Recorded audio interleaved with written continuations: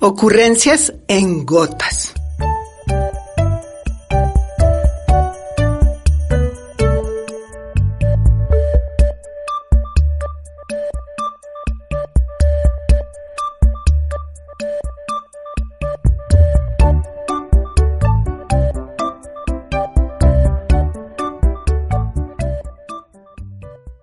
Hoy hemos invitado a Julián de Zuviría, economista, educador, director del Instituto Alberto Merani y gran formador de maestros. Y lo hemos invitado sobre todo en esta última calidad. Saludándolo, doctor, le pregunto, ¿cuándo se volvió usted pedagogo?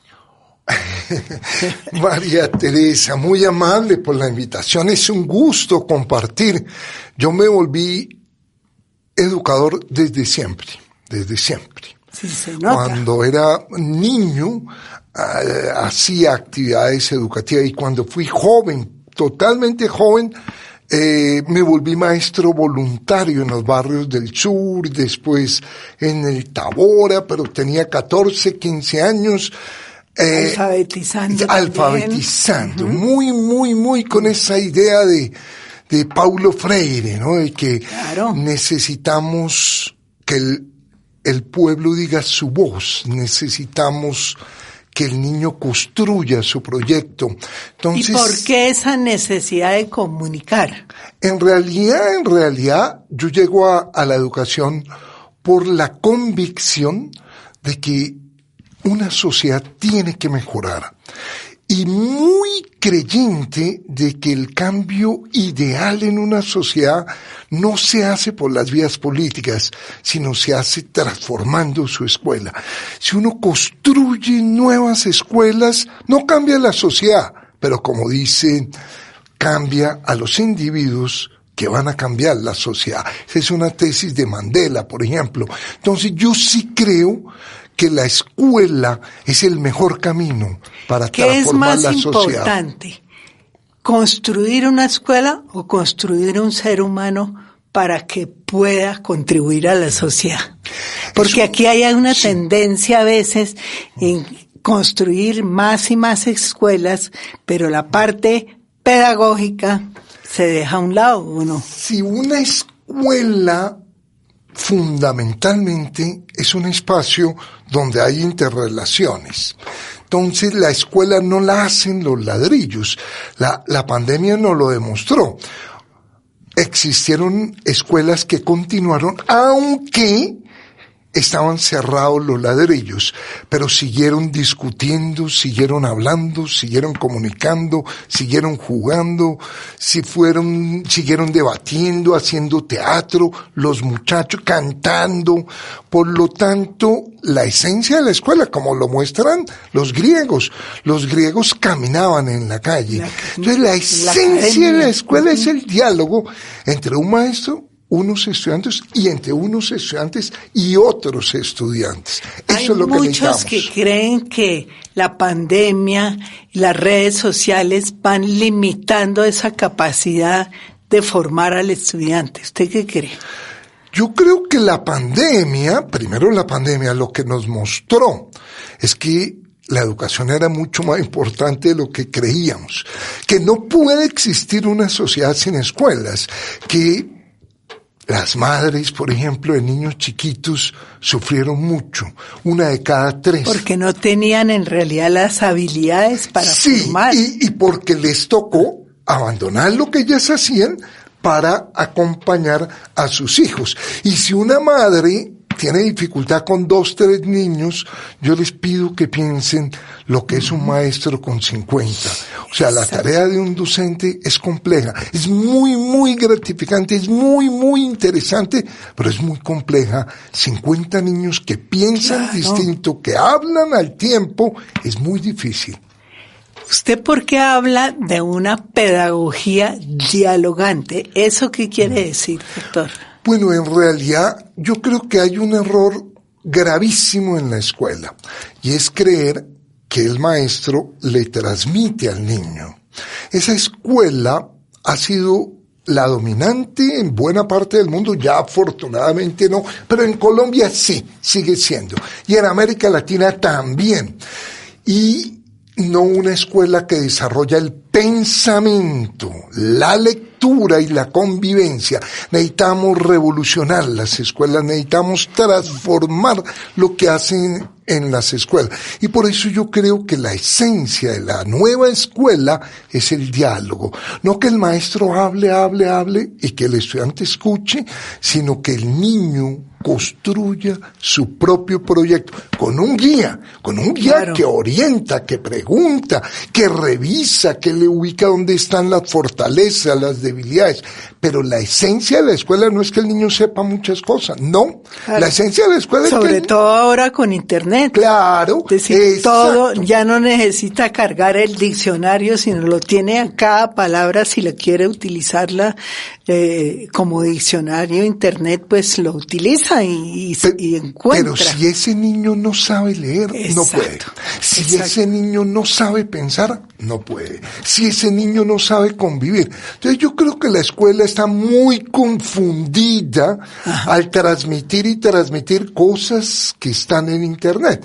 Por ejemplo, los maestros usan algo que es bastante absurdo. Niños, guarden la calculadora. ¿Para qué? Para él poder seguir enseñando lo que antes enseñaba. Niños, guarden el celular. ¿Para qué? Para él enseñar las cosas que ahí están. No, de eso no se trata. Se trata fundamentalmente de que uno debería ir a la escuela a aprender a pensar. Eso es lo clave. Porque claro, ahora muchos instrumentos le permiten ejercer las habilidades por cuenta de la máquina, que eso es una especie de temor que tienen los padres que no utilice el celular. ¿Usted qué piensa, por ejemplo, de la utilización del celular en la escuela? Yo creo que el celular tiene una serie de ventajas y algunos riesgos. ¿Cuál es la ventaja? No, tener un aparatico donde están 85 millones de canciones. Spotify, todas las canciones del mundo. Están todos los museos, sí, todos los museos. Están miles y miles y miles de artículos. Están miles y miles de videos. No, esto es una joya. Esto es uno de los hallazgos de la historia humana, claro, más importante. ¿Qué es equivocado? Esconder el celular, no enseñar al niño a manejarlo, porque también tiene sus riesgos. La paradoja del celular es que a mí me permite hablar con alguien que está en París, en Madrid, claro, en Tokio, pero me dificulta para hablar con el que está al lado. Eso es lo complejo. Es entonces, el un problema de comunicación. Sí, y ¿usted ha notado socialización? ¿A qué se debe, además del celular? Es decir, esa capacidad de hablar con otro a través de una máquina le quita capacidad de hablar con el ser humano, o hay otras causas más profundas. Bueno, hay otras más profundas. Hay una totalmente estructural, que es la familia. Lo que pasó con las familias es el cambio más grande de los últimos décadas. Por ejemplo, ya no hay hermanos. Ya la gran mayoría de niños son hijos únicos. Cuando se casan dos hijos únicos, los hijos de ellos no van a tener tíos. Ni primos. Ni primos, ni hermanos, ni cuñados, ni concuñados. Digámoslo, es un cambio muy, muy, muy, muy grande. ¿Qué hacen los hermanos? No, pues los hermanos son definitivos. Clarísimo. Para uno aprender que los zapatos no son del dueño, sino el que lo necesita. En las casas grandes, yo vengo de una familia de 10 hermanos, pues uno heredaba la ropa. Y eso es muy formativo, sí. Eso forma individuos más solidarios. Pero a falta de, ¿qué se hace? A falta de... hay que tener hermanos. Eso es insustituible.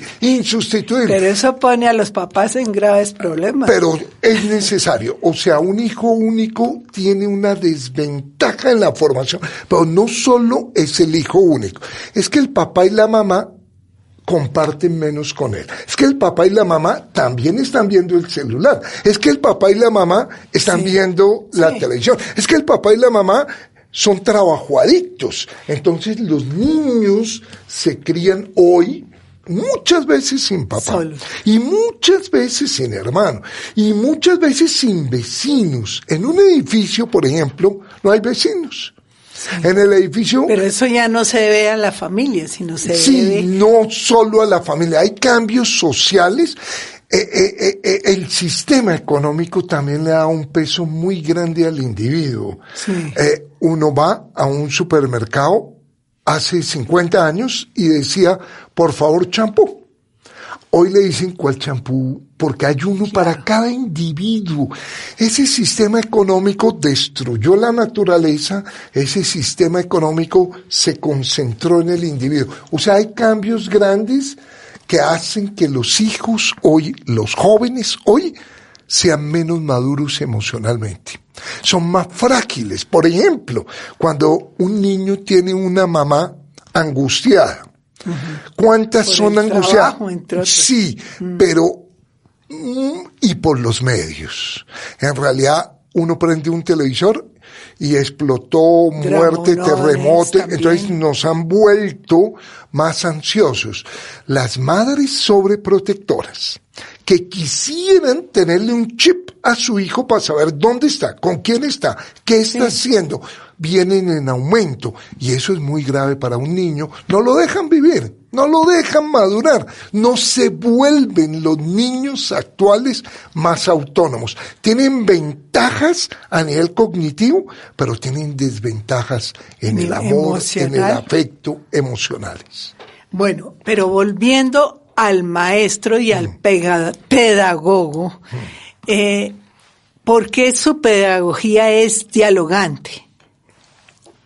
Mi pedagogía es dialogante porque parte de la idea de que el trabajo de la escuela no debe estar, como creyó la escuela tradicional, en el maestro. El maestro es el que habla y el estudiante es el que hace. No, eso es equivocado.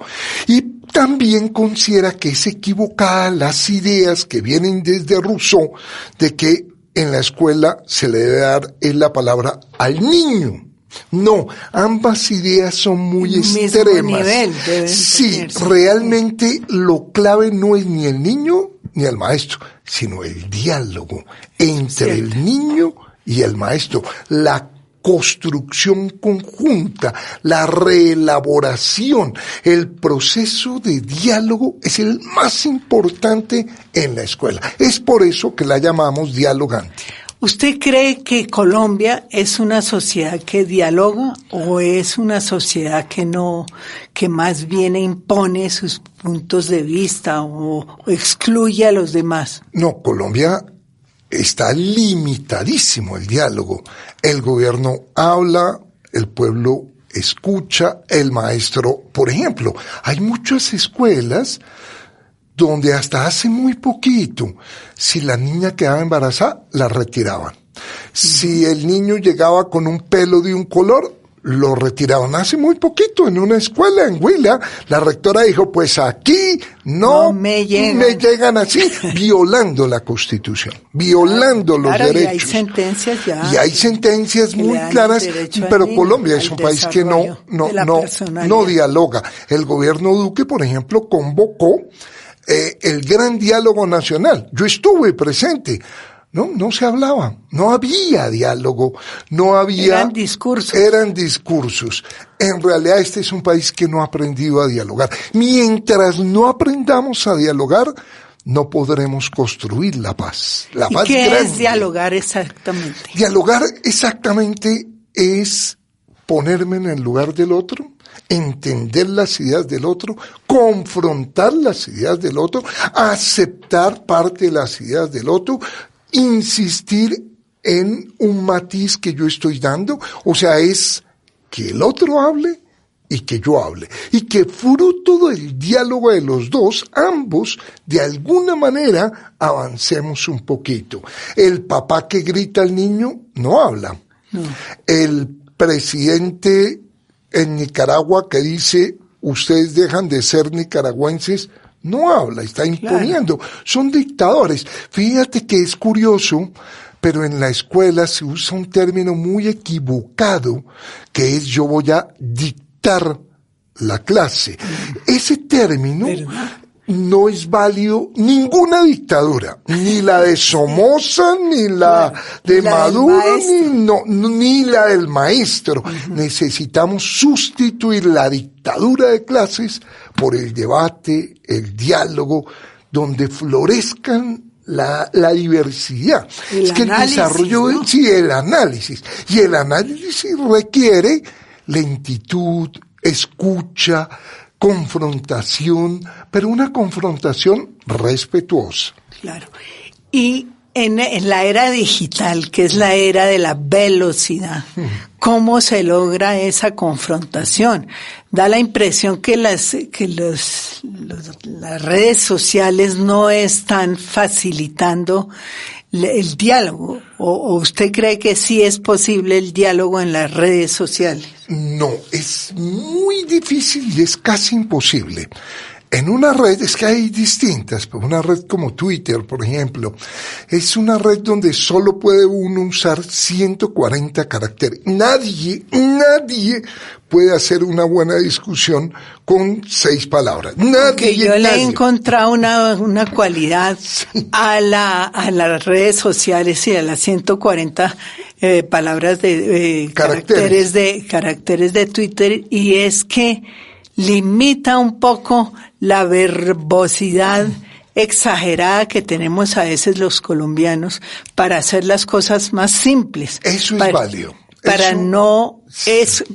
Para explicar cualquier tema hay una verbosidad que se desarrolla, y entonces me parece que eso por lo menos ha servido en algo. Tiene esa ventaja que tú señalas, sí, pero tiene una gran desventaja, que todos los argumentos que tú des se quedan cortos, porque claro, es que tú puedes enunciar una ideita, pero no puedes desarrollarla.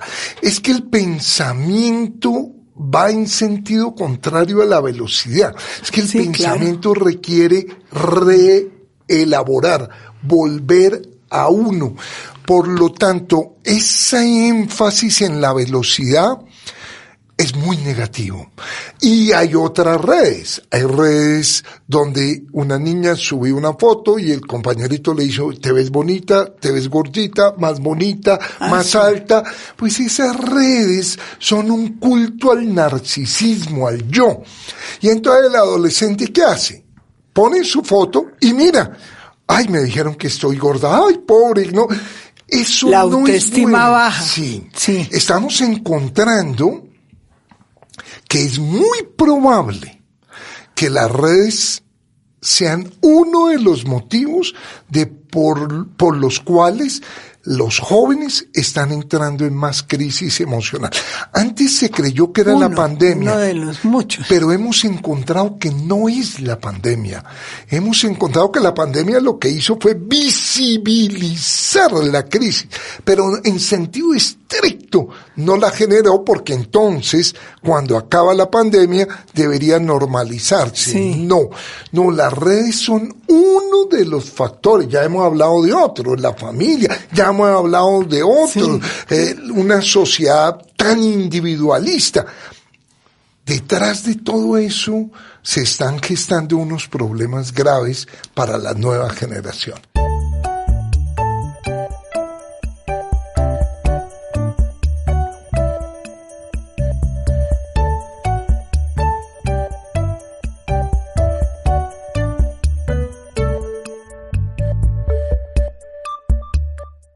Otro tema es el de la lectura, es decir, ¿la lectura de libros es para usted muy distinta de la lectura digital o no? Es muy distinta y es mucho más complejo leer en la red que leer un texto. ¿No será por la edad que tenemos usted y yo?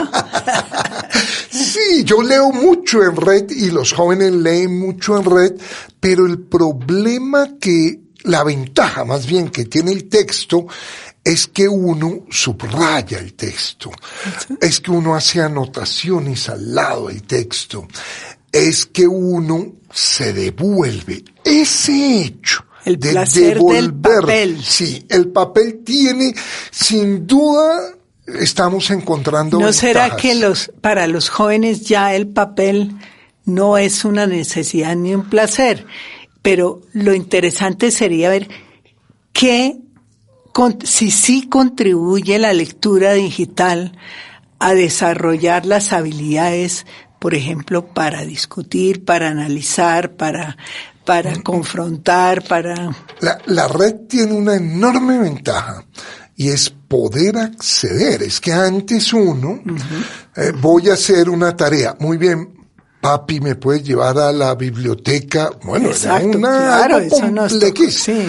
Ahora le dice, abre la biblioteca que hay ahí millones y millones de artículos, entrevistas, podcasts, puedes ver videos, conferencias anteriores, 1000 cosas. Ah, no, esa diversidad es una joya.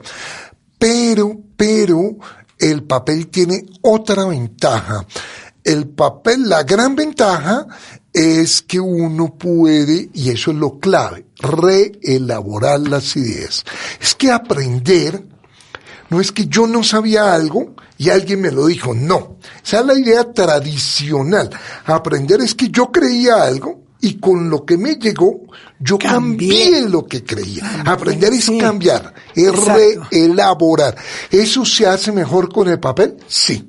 ¿Y cómo les va a los estudiantes colombianos, a los chicos y chicas, en materia de reelaborar? No, parece la cosa que es delicadísima. Mira 2 datos. Voy a usar una prueba internacional que es PISA.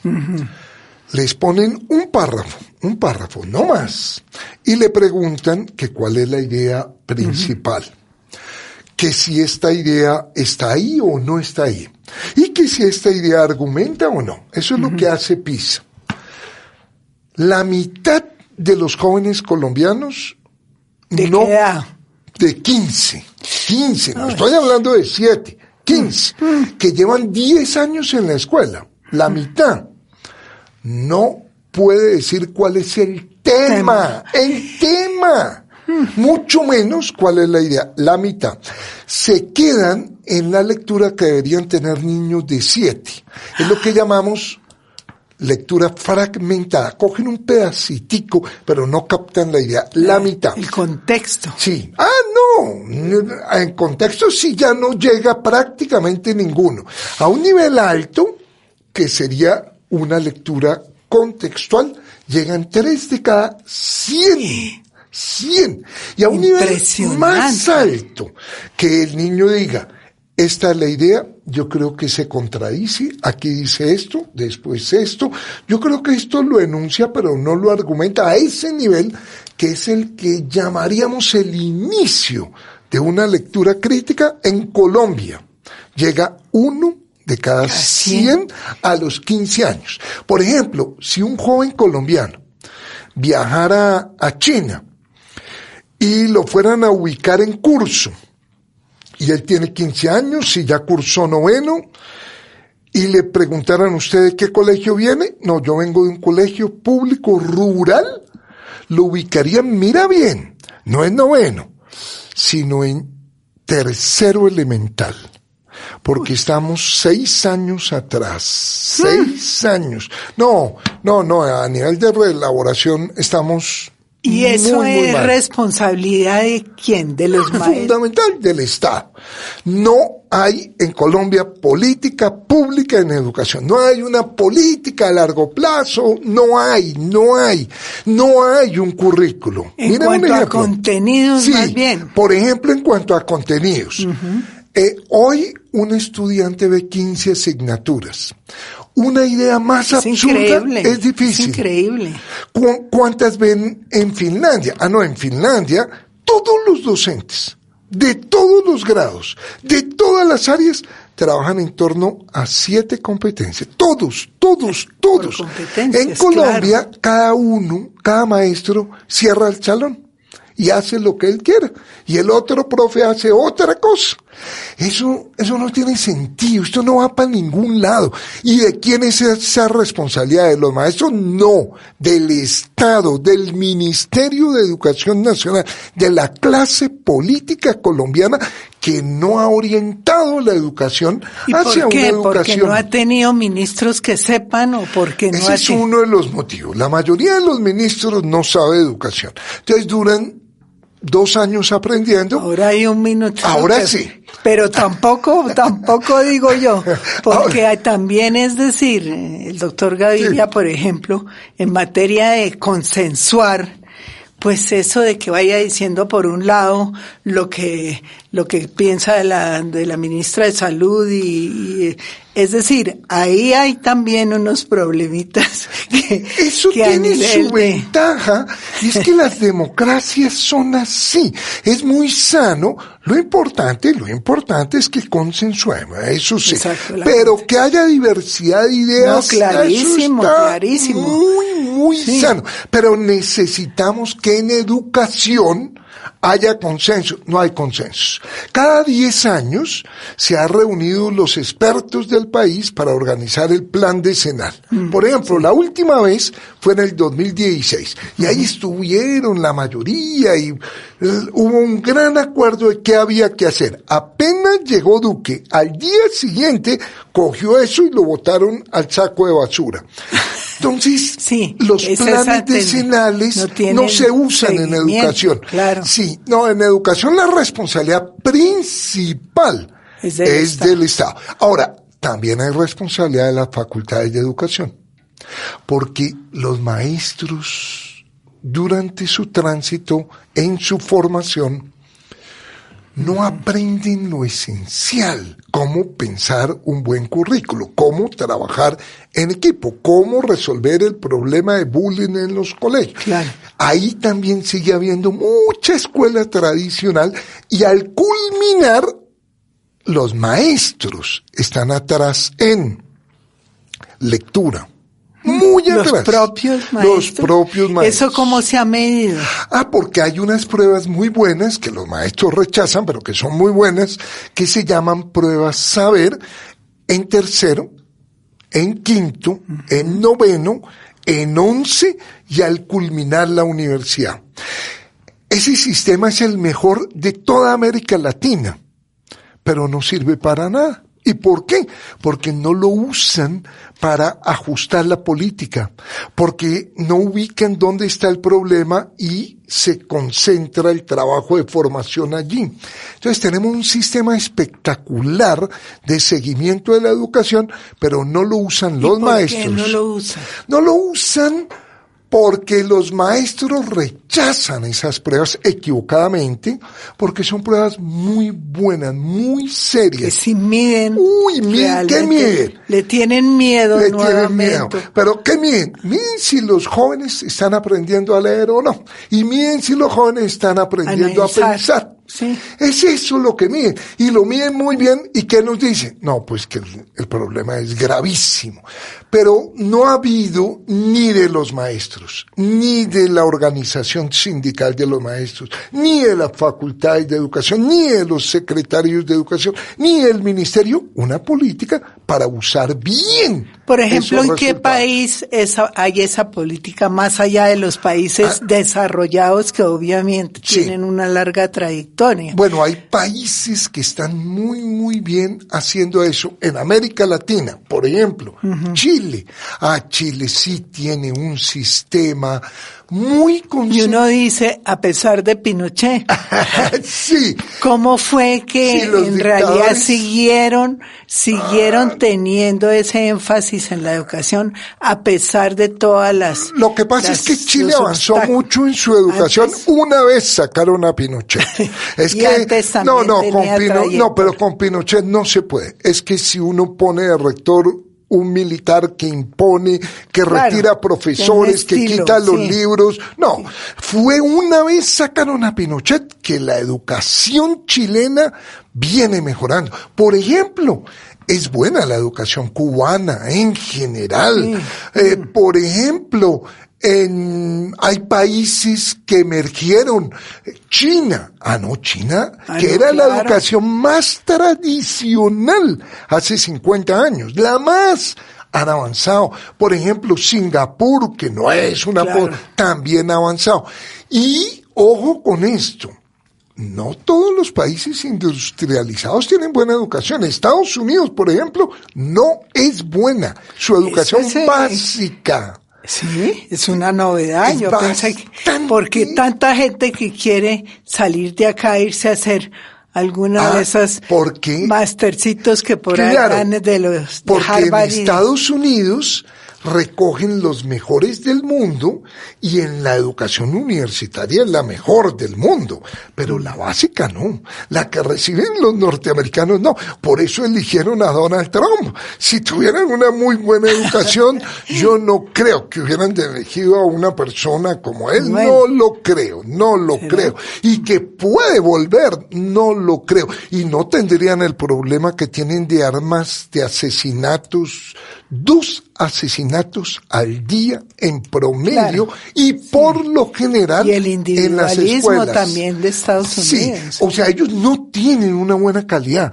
Inglaterra tampoco tiene. Hay países que sí y otros pero que no. Pero Inglaterra, a pesar de Oxford, Cambridge y todo eso. Es que lo que sucede es que ellos tienen espectacular educación superior, pero la educación básica no es su problema. Entonces son escuelas muy selectivas. ¿Qué es lo que pasa en Estados Unidos y en Inglaterra? Que la gran mayoría no tiene una buena escuela, pero que los que tienen buena escuela tienen la mejor educación del mundo. Entonces es un modelo muy elitista. Eso sí es muy distinto en Finlandia, en Noruega. Que llevan los primeros lugares. No, ellos sí tienen una muy buena educación para todos. Incluso dice, o en Canadá. No, la diferencia entre Canadá y Estados Unidos es abismal en calidad educativa para la población en general.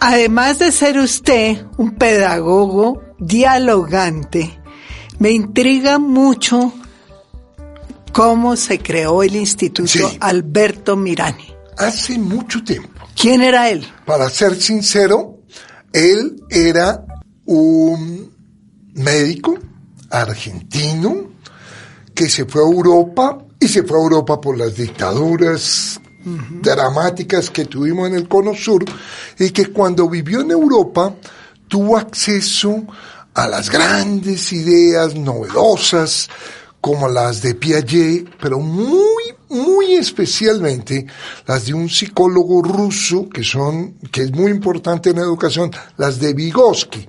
Él las trae por primera vez a América Latina.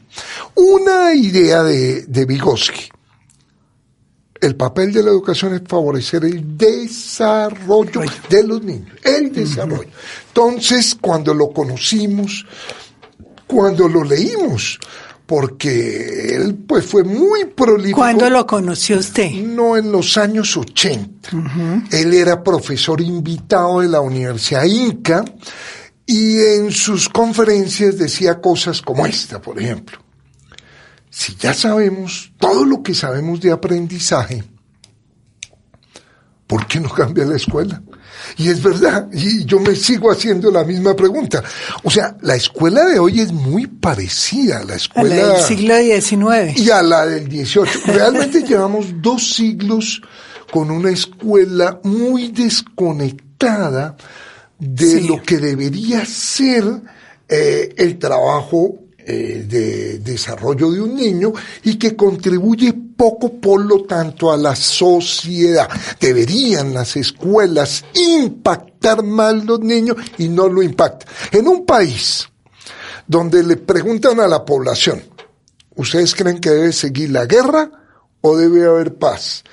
Que gane los que dijeron que debería haber guerra habla mal de la escuela. No hemos logrado en las escuelas cambiar. Entonces yo creí. Han vivido la guerra. Sí, también. Porque se habla de guerra de una manera de enfrentamiento interno, pero no lo que fue la guerra con los nazis o en fin. Exacto. Guerra mundial. Cuando yo conocí estas teorías, dijimos, un grupo de personas, vamos a crear una escuela bien distinta. una escuela que no siga el lineamiento del Ministerio de Educación Nacional. Entonces fuimos al ministerio. Ustedes nos dejan crear una escuela con otro currículo, por ejemplo, dedicada a enseñar a pensar. ¿Tú qué crees que nos dijo el ministerio? ¿Que no? Que no. Y una escuela... Porque es que cada ministro que sube nos dijeron que no. Piensa que él tiene la solución o ella tiene la solución. Y les dijimos, ¿y nos dejan una escuela con otros libros? No. ¿Con otros criterios para seleccionar? No. ¿Con otro sistema de evaluación? No. Y nosotros dijimos, pues la vamos a crear. Entonces llegamos a un acuerdo con el ministerio. Le dijimos, vamos a trabajar con unos niños muy capaces, muy inteligentes. Vamos a seleccionar los niños más inteligentes. Y ahí nos dijeron, bueno, les damos una prueba. Los vamos a dejar con esa idea que tienen de trabajar con niños con talento. Y nos equivocamos, porque la historia nos mostró que no hay niños con talento. Ya estaba yo ahí. Pero así empezó el proyecto. Eso nos permitió crear un currículo distinto, hacer investigación. No, total. Es más, nosotros no tomamos al ministerio como referente y construimos un proyecto totalmente distinto. Como Summerhill en Inglaterra. Sí, pero con unas ideas que nos focalizaban, que era, vamos a enseñar a pensar, a convivir y a leer. Ese era el núcleo. Lo clave. Y con el tiempo dijimos, eso que ayer hicimos, como hoy sigue siendo clave. Con el tiempo dijimos, no es necesario seleccionar niños con talento. Cualquier niño. Lo que necesitamos es que haya niños interesados y padres motivados, no más. Si un niño está interesado, uno puede enseñarle a leer, escribir, y si no está interesado, tiene que favorecer el interés. Pero la mayoría de los niños a los 5 años están interesadísimos, sí. Salvo cuando entran a la escuela. Ahí sí. Cuando es obligatorio hacer las cosas. Como en la escuela. Uh-huh. Entonces creamos un colegio alternativo profundamente. Formamos a otros maestros, creamos otras materias. Allá, por ejemplo. ¿Cuáles, por ejemplo? Por ejemplo, autobiografía. ¿Tú quién eres? Eso es clave. ¿Por qué eres quien eres? ¿Por qué te enamoraste de quien te enamoraste? ¿Por qué oyes la música que oyes? ¿Para dónde vas? ¿Cuáles fueron los hitos en tu vida? Esa materia, por ejemplo, dura 2 años. ¿Así? ¿Cómo se llama? Autobiografía. Y después se llama proyecto de vida. Y antes se llama comprensión de los otros. Y consiste en conocer quiénes son los niños, quién es su compañerito, quién es su tío, reflexionar por qué. Sí mismos. Pero sobre todo va a que él entienda que la escuela lo debe enseñar a conocerse a él y a los otros. Esas son materias nuevas. Yo fui profesor muchísimo tiempo de otra materia que se llama argumentación. Eso es claro. Entonces yo la méthode, como dicen los franceses. Sí, yo le decía a los muchachos, tráigame una idea original, y le discutimos. Entonces nos pasábamos 1 año viendo cine, analizando las ideas de las películas. Eso, por ejemplo, sirve muchísimo. La gente, tanto grandes como chiquitos, se tragan las películas, pero no las analizan, no las... Eso es necesarísimo. Mercado de películas, pero no de pensamiento. Ellos me contaban que se quedaban a las 12 de la noche, 1 de la mañana viendo cine, y los papás le decían, duérmete. No, estoy estudiando. Sí, ¿cómo no? Si yo lo veo es viendo cine. Sí, pero es que el cine sirve. Si yo veo la película, analizo la película, interpreto la película, confronto mi interpretación con la de otro, leo análisis de esa misma película. No, pues yo desarrollo mis estructuras argumentativas. Entonces, yo era profesor de argumentación. Y antes de esa materia, hay otra que se llama deducción. ¿Qué pasaría si las mujeres gobernaran la tierra? si es que no lo hacen, porque son las que gobiernan. ¿Qué pasaría si, por ejemplo, no hubiera llegado Colón a América? ¿Qué hubiera pasado si el tiempo marchara para atrás? ¿Qué pasaría? Desarrollar la imaginación. Y el pensamiento. Entonces, son otras materias. Y terminan con una tesis de grado del tema que quieran los bachilleres. Los bachilleres. Por ejemplo, ¿qué tesis No, eso sí, de todo tipo. Por ejemplo, las mujeres y el cine en Colombia. Fue una tesis que entrevistaron a 5 cineastas, las más reconocidas. Ahí estaba Marta Rodríguez, hablaron con ella cuándo, qué dificultades, y sacaron un documental. Eso deberían hacer en las facultades de comunicación social. Miren, y aquí lo hacen muchachos de 15, 16 años, investigan sobre cómo fueron las clases en la pandemia, investigan, por ejemplo, yo ahorita estoy dirigiendo una, está empezando, pero es una para ver el clima escolar en 10 colegios de Bogotá públicos. Investigación. ¿Cómo se afectó por la pandemia? ¿Por qué al parecer aumentaron los conflictos apenas volvieron de sus casas? Eso es lo que dicen, son lo que hacen. ¿No? ¿Y por qué cree usted que aumentaron los conflictos? Porque el retornar a la escuela es un factor negativo. No. Lo que sucedió es que esos niños vivieron 2 años con unas familias muy destruidas, con altos niveles de autoritarismo. La mitad de los padres en Colombia, la mitad, le pega de manera sistemática al hijo con el zapato, con una regla, con el cinturón, con un palo, pero de manera sistemática, lo humilla, lo maltrata, lo violenta, lo tortura. A quien dice que es al que más quiere, mira la paradoja. Sí. Entonces ellos vivieron en sus casas. Imagínate tú un adolescente viviendo en una casa y hablando con la novia por el celular y que lo oiga el papá, la mamá, y ahí están. Digámoslo, fue muy duro para los muchachos, entonces no avanzaron. El derecho a la intimidad. Sí, muy bien, muy bien. Entonces lo que sucedió es que vivieron en su casa o vivieron en la calle. Es decir, no fueron formados por los compañeros y los profes. Entonces retrocedieron. Eso fue lo que nos pasó. Y eso se ha demostrado. Se ha demostrado, claro. Y más grave en una sociedad tan violenta como la nuestra, donde el papá le dice al hijo, pega antes de que te peguen porque el mundo es de los vivos.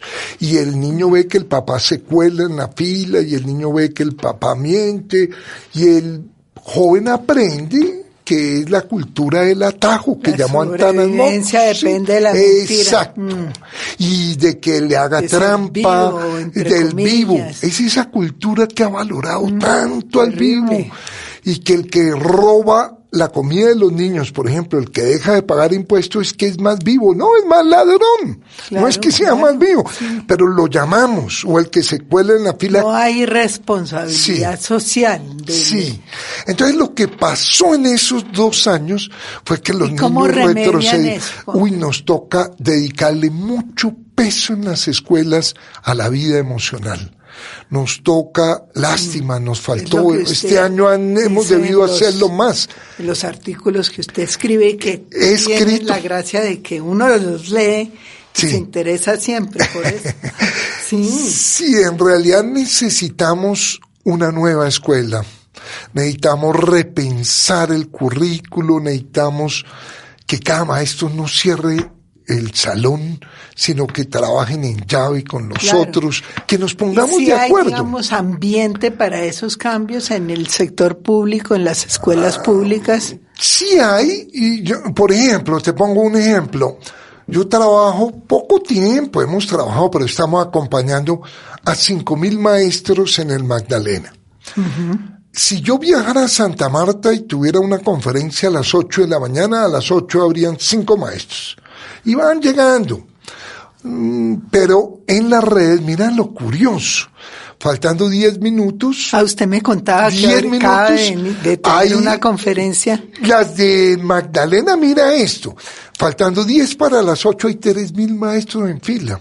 Imagínese. No, los maestros son ávidos, los maestros quisieran aprender, quisieran avanzar, pero es que hemos tenido unos gobiernos, ahí sí hay una responsabilidad política muy clara, que dicen que el problema de la educación son los maestros, que dicen y reniegan de los maestros, que estigmatizan a los maestros. No trabajan con los sindicatos, sí, que sería lo lógico. Sí, el mejor momento en Colombia en educación es 1994, cuando el gobierno convocó a maestros, al sindicalismo, a la clase política, hicimos una gran ley, la Ley General de Educación. Eso es la manera. Pero estos últimos 20 años lo han maltratado mucho. Todo el tiempo hablan mal de los maestros y del sindicato. Estamos un partido de gobierno, que no me recuerdo cuál es, pero un partido ha estigmatizado a los maestros. Sí, claro. Eso no es bueno. Y a FECODE. Y a FECODE. No trabajan con FECODE. Exacto. Entonces, ahí es que como es en cualquier país. Claro. Bueno, doctor, se nos fue el tiempo, pero volveremos a hablar, porque yo creo que usted es un ejemplo no solo de maestro dialogante, sino de pedagogo, es decir, que reflexiona sobre qué es una pedagogía dialogante, que yo creo que hace mucha falta, no solamente en los niños de 5 años, sino en los de 50 y los T5 que tenemos. Sí, yo creo que hay que recuperar la esperanza. A los maestros les cortaron las alas, les dijeron que no servían. Sí. Y hay que hacer exactamente lo contrario. Hay que convocar a los maestros para repensar la escuela. Será con los maestros y con las maestras que cambiemos la escuela. Y con los padres de familia a veces. Bueno, muchas gracias, doctor. Como siempre, usted tan interesante, porque usted profundiza en los temas que le gustan y que lo apasionan. Y yo creo que es la mejor lección para los niños. Muy amable. Y los viejos. La pasión es una condición esencial de un maestro.